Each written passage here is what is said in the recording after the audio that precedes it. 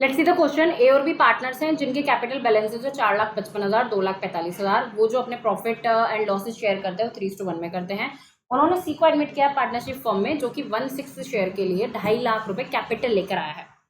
Firm में जब सी admit हुआ था तो कुछ जनरल रिजर्व दिए हुए हैं, अनडिस्ट्रीब्यूटेड प्रॉफिट दिए हुए हैं, एडवर्टाइजमेंट सस्पेंस दिया हुआ है और एक कंटिजेंसी रिजर्व भी दिया हुआ है।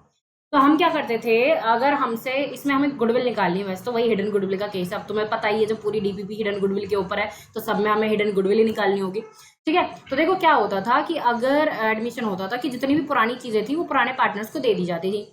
जनरल रिजर्व होता था उनको दे दिया जाता था, डिस्ट्रीब्यूटिव प्रॉफिट दे दिया जाता था, एडवर्टाइजमेंट सस्पेंस भी बांटा जाता था क्योंकि लॉस होता था, और कंटिजेंसी रिजर्व भी बांट दिया जाता था। तो देखो अब अगर मैं एक्चुअल कैपिटल निकालूं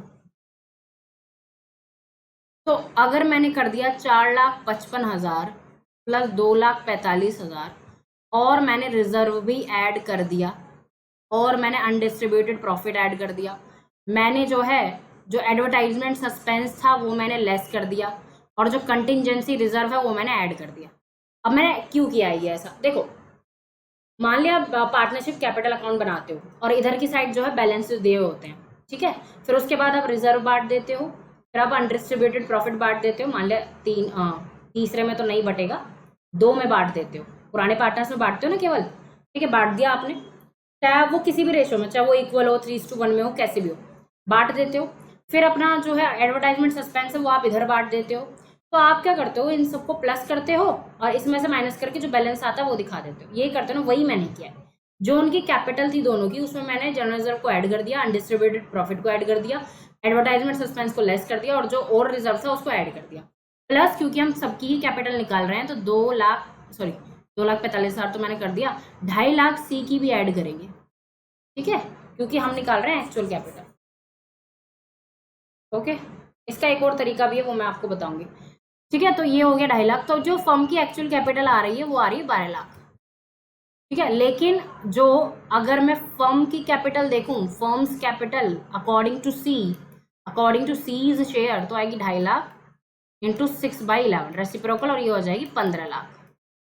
तो ये जो डिफरेंस है इसी को हम क्या कहते हैं, हिडन गुडविल। क्या कहते हैं, हिडन गुडविल। ठीक है, तो 15 लाख माइनस 12 लाख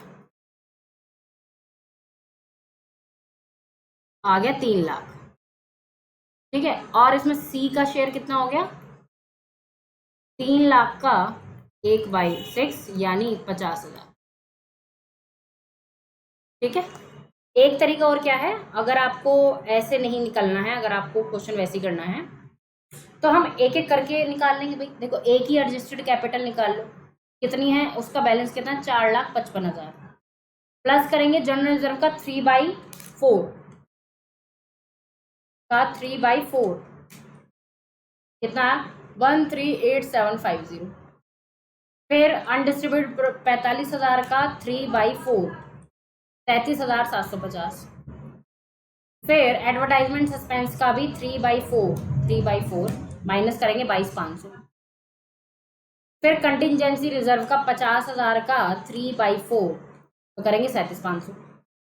तब इसकी एडजस्टेड निकल कर आ जाएगी, सेम हम निकाल लेंगे बी की, सेम। ठीक है, और सी की हमारी कितनी हो जाएगी, 2.5 लाख। तो इसको भी तो हम प्लस ही करेंगे ना, तो जब हम प्लस करेंगे ना तो तब भी हमारा आंसर 12 लाख ही आएगा, चाहे आप इसको करके देख लेना। ये इजी, आप इसको ऐसे भी कर सकते हो डायरेक्ट, और आप इनकी अलग अलग एडजस्टेड कैपिटल भी निकाल सकते हो।